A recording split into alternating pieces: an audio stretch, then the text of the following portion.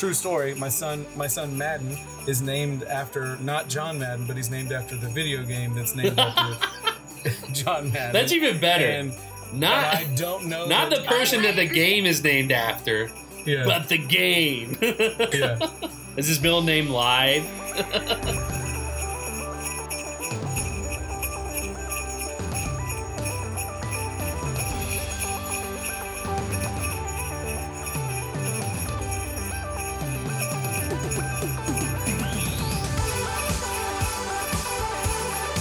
Hi, and welcome to another episode of The Caption Life, the podcast about how comics and pop culture impact our daily lives and vice versa.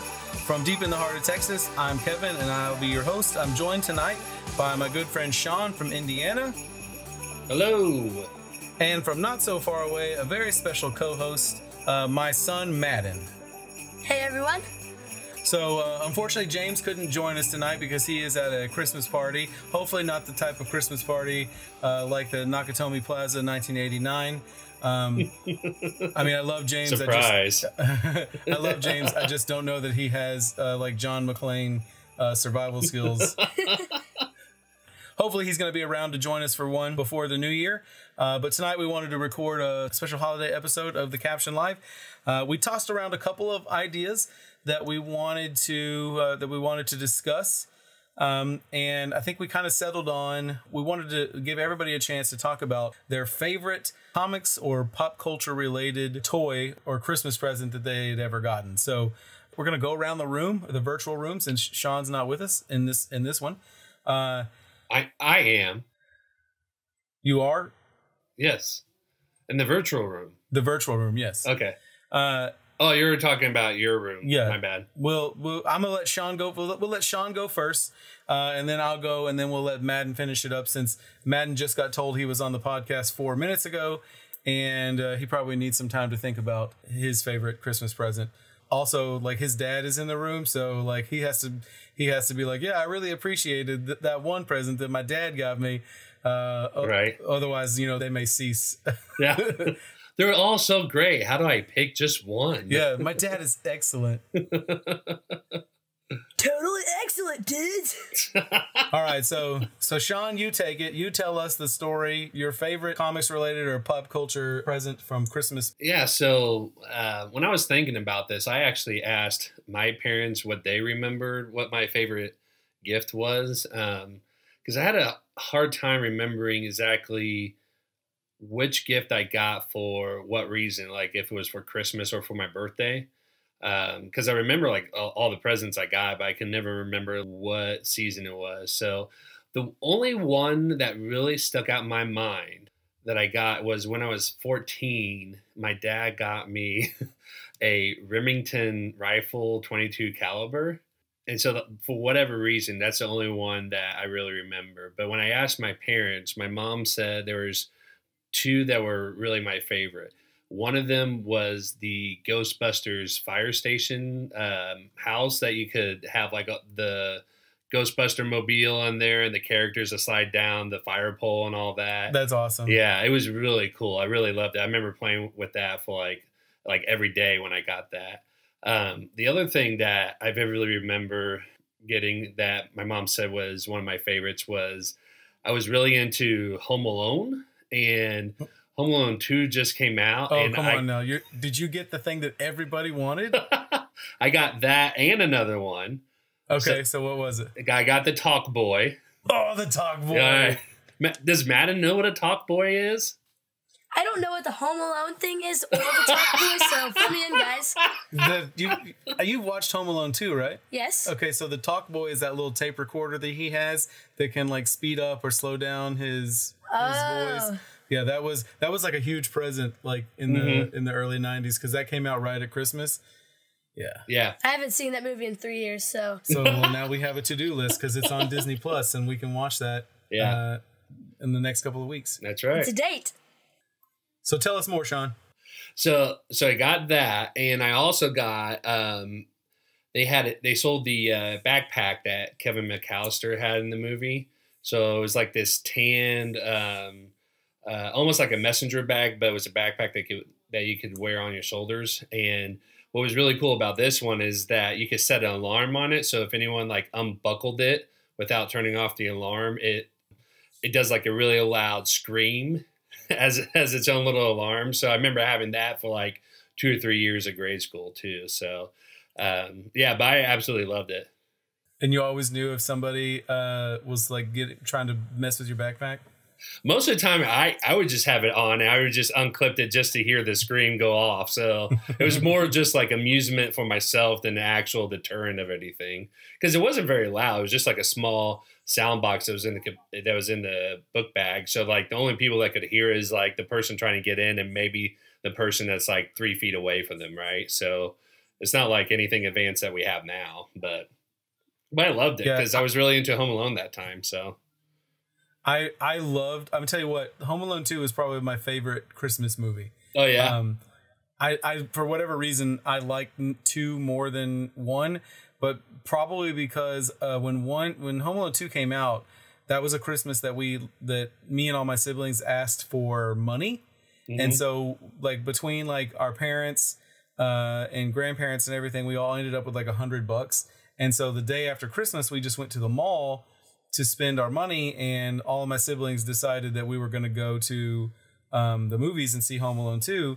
And so like it holds a very special like place in my heart because of that. Mm-hmm. Shoot, that was like 91 maybe? Yeah, I think it was 91 or 92. Yeah, so like I was probably 9-10 years old. I was Madden's age. Mm-hmm. My Christmas story, and I don't know that this is my favorite one, but this is the most interesting one that I can tell, is from around that time. I think it was probably 92 or 93. Let's say 93. It's probably 93. So my parents are divorced. They got divorced in 1990, and then both of my parents remarried over the course of the next year. When my biological dad remarried, he married a woman that she didn't have any children, and her parents didn't have any grandchildren. Mm. And so like that year we hit the proverbial lottery with Christmas presents because they had never had grandchildren before, and they were feeling very, very generous. I kind of feel guilty about this now, but at the time I was like in 5th or 6th grade, and I didn't feel necessarily bad about it. So we had also just gotten a Target in our area. Mm-hmm. And so we went to Christmas at my dad's house, and we got a lot of cool stuff. I remember one of the things that getting was like the Bugs Bunny like sweatshirt where like Bugs had his like hat on backwards. Those were super popular in the early 90s. I think I had the t-shirt version of that. Yeah, I got some Fila's, and all of that stuff is super popular again. So my new grandparents had bought my brother and I, my brother's 2 years younger than me, really, really big, huge, like remote control monster trucks. Mm-hmm. And I don't know if you've ever gotten a remote control car in the history of my youth, and either getting remote control cars or buying them for others, they're kind of hit and miss. Mm-hmm. If you get a really, really good one, it's going to be very expensive. If you get a cheap one, it's probably going to be a lot of fun for a few days, and then something's going to happen and it's going to break. Right. So my new grandparents bought us these super awesome remote control trucks. They were like $50 like remote control cars, and this was like 1992, so that's like $1,000 today. Right. These were really, really impressive remote control trucks, and we got them out and we started tinkering around with them, and they did not work for whatever reason. They were broken. It wasn't just like one of them was broke; both of them were broke. So we convinced our dad to let us take it back to Target, and my grandparents were super nice. They were like, "You take them back, get your store credit, and you can pick out whatever you want." Mm-hmm. And so my brother and I had decided to take them back. We got like $50 worth of store credit, and we decided that we wanted to get some video games. Now, this was in the early 90s at the height of the controversy surrounding Mortal Kombat. Oh, yes. And my dad, being only a part-time parent and like a full-time like workaholic at the time, was not up to date on like the controversy surrounding Mortal Kombat. Right. So my brother and I, we got 2 Sega Genesis games. We got Street Fighter 2, which is still one of my favorite games to play all time. And then we also got Mortal Kombat. Right. And the Sega Genesis was at my mother's house. So we were going to have to take these games and take them home to my mom's house to play it. And my mom is an extremely conservative, very religious woman. And when we showed Did she up have at a the house problem with like, Mortal Kombat? Oh, yes. When we showed up at the house with Mortal Kombat, like you could see like the rage in her blood vessels in her eyes because like she knew. So immediately she blamed it on my dad, which my parents, like after their divorce, they were never, ever on the same page about anything. They fought each other like cats and dogs. So she immediately blamed it on my dad. You know, how could you? You have to be more, you keep an eye on things. You have to be more informed than that. And at first she took the games away from us. Right. And then at some point I remember convincing her to let us have Street Fighter because like it's a fighting game, but wasn't Mortal Kombat. Right. Okay. So we got that back from her.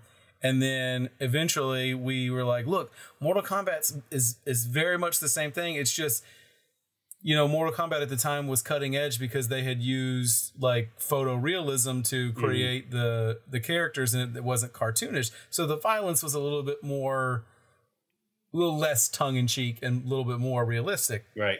But we were like, look, you have to have a special code to make it extra bloody, Mom. Look, this is just regular fighting. And we showed it to her, and eventually she relented. It may have been spring break by the time that she relented, but eventually we relented. And then, of course, I'm probably incriminating myself, Mom, I apologize, but we got the code from somebody at school, and we played it on the extra violent mode all the time. So, well, yeah. That's the story that I love to tell. Now, true story and addendum to that, we also got the game Columns that year for Christmas, and Columns is like the Sega Genesis version of Tetris.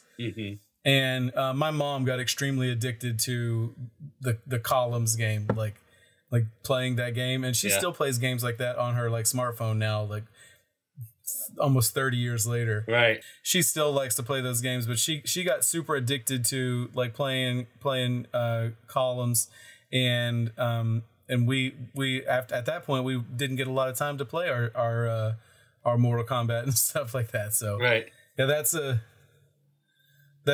my story.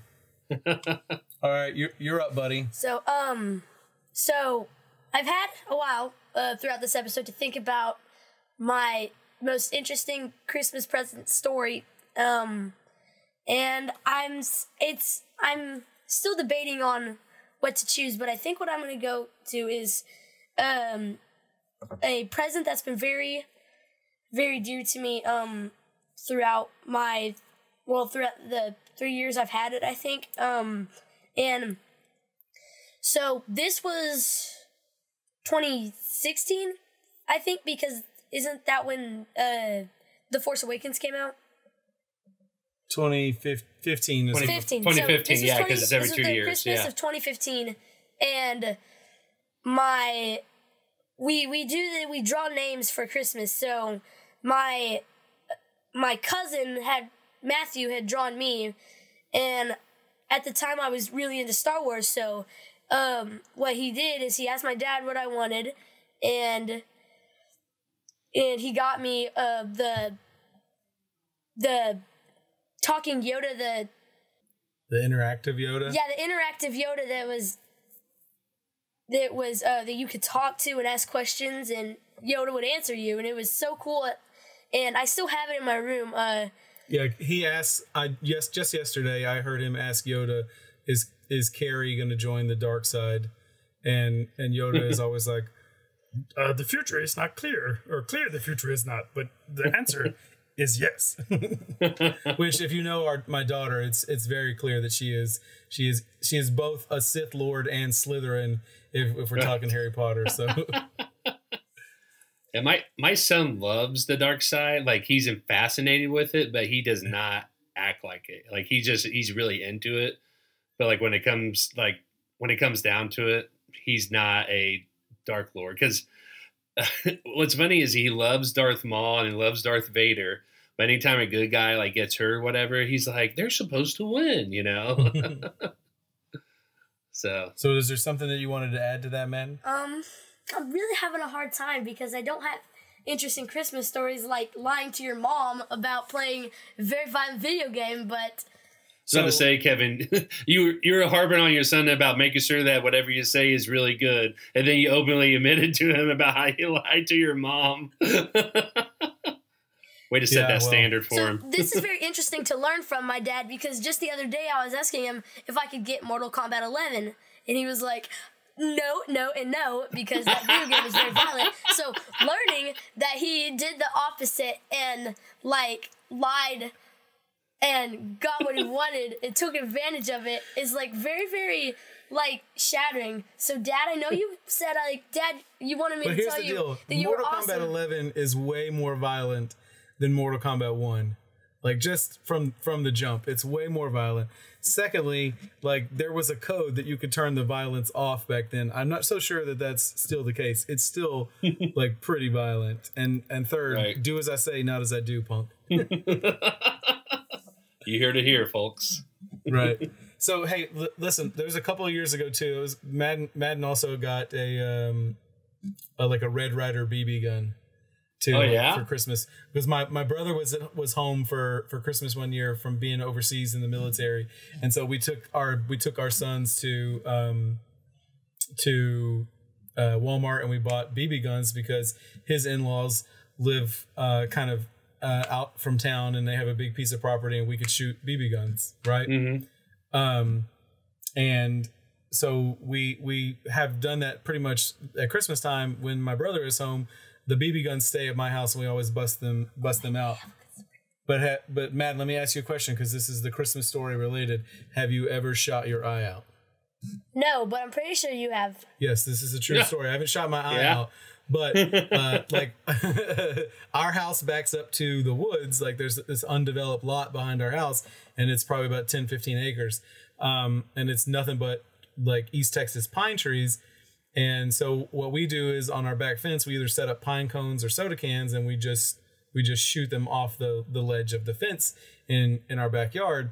And I don't remember, this is a while back, but like I was too close to it, and I shot the fence. I shot the can off the fence, but I missed the can, and it hit the fence and bounced back and hit me in the face. Oh my God, I didn't know this. Yeah, this is exactly like Christmas Story. Yeah, so like, I'm that kid. Like, I'm the kid that would have shot his eye out. So, so I just got a really good Christmas story idea, and I'll make it quick. So it was a few Christmases ago, and my dad had let me play with his phone while he was getting a haircut. So me being the stubborn kid I was, I looked at his text messages and looked at his messages to his friend, and I saw him say, like, a recent text, like, bro, I just got a PS4. And I was like, oh, really? We're getting a PS4? And like I remember being the only kid in there, so I was like, I jumped up out of my seat and like started dancing, and my dad was like he was getting spun around to look in the mirror, and through the mirror reflection he saw me with my phone, and he was like, what did he do? And so like 5 minutes later I say, give me your phone. So he looks at the tabs, because I was not smart enough to like delete the tabs. To close it out, yeah. He was like, Madden? Wait, what? So I knew he had gotten a PS4, and luckily, I had gotten sick that Christmas, so he felt that he could forgive me, and so like a few days after Christmas break, we were like, okay, man, I'm gonna bust open this PS4. You gonna come play some Justice with me? And I was like, oh, he forgives. So that's my Christmas story. Nice. I will say that Injustice, the Injustice game, which is basically Mortal Kombat with DC players, less blood, but still pretty violent. Yeah, so I love playing that game, and it's probably a nostalgia factor because all the buttons for special moves are the same as they've been on super fighting games for the last 30 years, and so like I can just pick that up and still be pretty good at it. So. Right, back forward Y. Yeah. That's probably one of my favorite Christmas presents as an adult too, was being able to get a PlayStation. Now here's the thing, is because I'm a school teacher, like I bought a PlayStation and opened it like when Christmas, a PlayStation 4, I opened it at as soon as Christmas break started, and I play it the entire break, and then I don't touch it again until spring break because I just don't have the time to play video games. True story. Yeah. My son Madden is named after not John Madden, but he's named after the video game that's named after John Madden. That's even better. And I don't know. Not the person that the game is named after, but the game. Yeah. Is his middle name Live? No, my middle name is Elliot. We call him Madden 09 though, because that's when he was born. Yeah, that's my username on like a ton of video games is Madden 09. Nice. So yeah, but I don't know that I've played like maybe 5 games of Madden, like 5 like start to finish games of Madden since Madden was born. Yeah. It was just something that I loved to do in college, and my roommate and I were like, hey, the first one of us that gets married and has kids, we should name our kid Madden. And at the time I had 0 prospects. Like, this is a podcast, ladies and gentlemen. I am not as handsome as my voice sounds. Oh yes you are. Wink, wink, wink, wink, wink. Madden knows how to get his Christmas present. 10-year-old trolling me. Yeah, there's enough time to return all those things. And then never mind, sorry. my roommate who I've known since we were in junior high, my college roommate, we went to school together. I'd known him since junior high. He was I wouldn't say like a player or anything, but he wasn't like, he was more a ladies' man. But he wasn't like anywhere near like settling down at like 20, 21 years old. Right. And so it was kind of like a we made this ridiculous bet. And then within a year I was engaged and then married not too long after that. And then when we found out we were pregnant in 2008, I just referred to the baby as Madden from the jump. And she was like, what if it's a girl? I was like, that still works. It still works. Put a Y in it. And then Madden with a Y.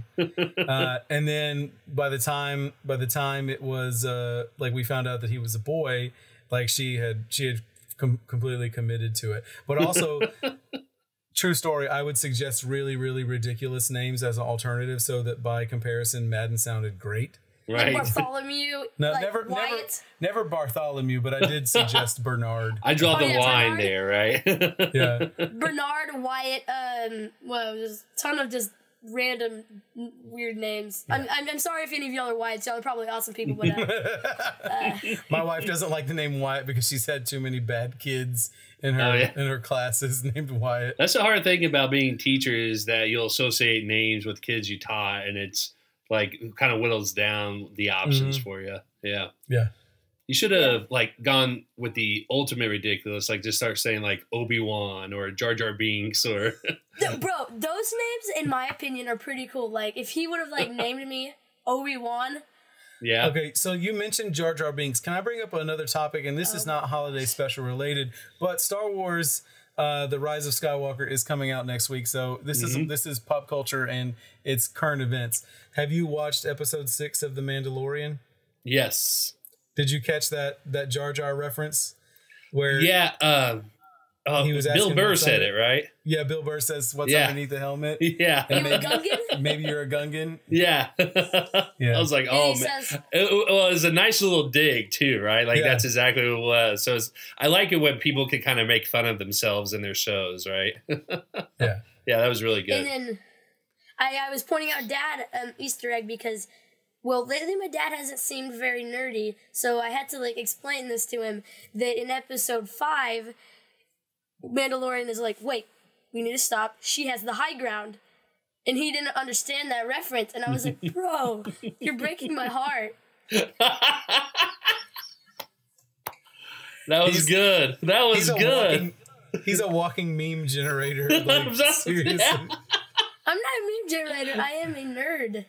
Yeah, he seriously has like questioned my nerddom or my commitment to the fandom because like I was probably distracted. Otherwise, I would have realized it right away. But yeah, right, yeah, and. He kept calling Red Guardian from the new Black Widow trailer Crimson Dynamo, who is known to be a villain of Iron Man and not a Russian counterpart of Captain America. So you heard it here first, ladies and gentlemen, fans of this podcast. Madden will be taken over as the leader because his authority in all things comics and pop culture supersedes mine. The Padawan has become the master. Right. You'll be the expert we'll pull in if we have some sort of like disagreement about something. We'll pull you in as like the tiebreaker. Yeah. Okay, so deep from the heart of Texas, we have Madden Stalker as the new co-host of the Caption Live. I will see you in a few weeks. Until next time. What do you say at the end of your videos? Kevin, he just staged a coup on our own podcast, man. Right. It's a corporate takeover. Oh, but I do support because I am subscribed to y'all's podcast on Apple Podcasts and YouTube. So you know nice. when young lions come back to the Pride to like challenge the Madden went full grown Simba on me. Right. So actually, Simba didn't want to come back. See, he's not a nerd. Simba didn't want to come back. It was Nala. Simba came back and defeated, but he didn't want to. The older, wiser leader of the. Scar's not wise. He's just a. He's like. I think the Black Panther reference probably would have been a little bit more accurate, actually. Like when Killmonger comes and challenges. Yeah. I want the throne. Basically, Kevin, Madden's going to kill you is what's happening. I got to sleep with one eye open tonight. Right. Well, I guess that's a good place to end what was supposed to be a cheerful holiday episode of the Caption Live. My impending doom. Now Kevin has to go and return some gifts. Hey, as always, look for us on your favorite podcasting platform. We're out there, Spotify, what else? Google Podcasts. Apple Podcasts, Pandora we're on now. YouTube. We've got options. We've got options to find us. So as always, look for us. Look for this episode around Christmas time. And thank you for tuning in. We really appreciate it. This is the Caption Life. You can find us on your favorite podcasting platform. You can find us on social media at Caption Life. We've got Instagram. We've got Twitter. And we hope to have another episode for you real soon. Talk to you later. Merry Christmas, everyone. Happy holidays. Merry Christmas, you filthy animal.